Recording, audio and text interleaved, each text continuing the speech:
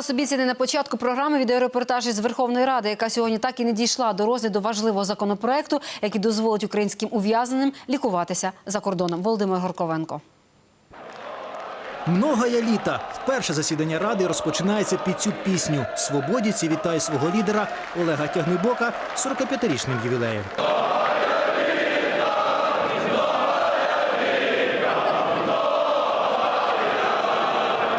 Перед початком засідання опозиціонери трохи постояли перед трибуною, тримаючи в руках гасло «Юлі волю». Але як звільняти, точніше лікувати Тимошенко, в Раді компромісу поки що немає. Я оголошу перерву на 30 хвилин, щоб ми узгодили порядок денний сьогоднішнього засідання. Переговори тривали 1,5 години. Опозиція вже не наполягає на остаточному голосуванні законопроекту Анжеліки Лабунської. Вона згодна доопрацювати законопроект і проголосувати його остаточно на наступному тижні. Зараз президент України буде мати зустріч з місією Європейського парламенту.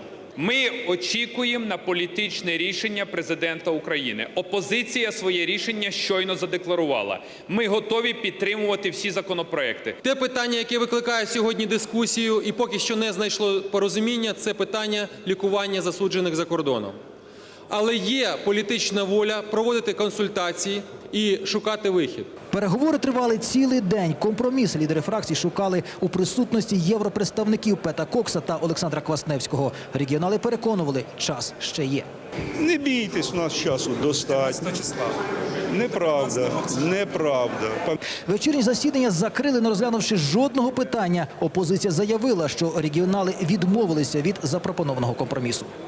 Зрозуміло не тільки опозиції, зрозуміло представникам Європейського Союзу, що підписувати угоду, незважаючи на гучні заяви, президент України Віктор Янукович та влада не бажає. Опозиція зібрала підписи за проведення позачергового засідання у вівторок. Кажуть, це останній день, коли можна ухвалити євроінтеграційні законопроекти. Олександр Квасневський український парламент залишав без коментарів.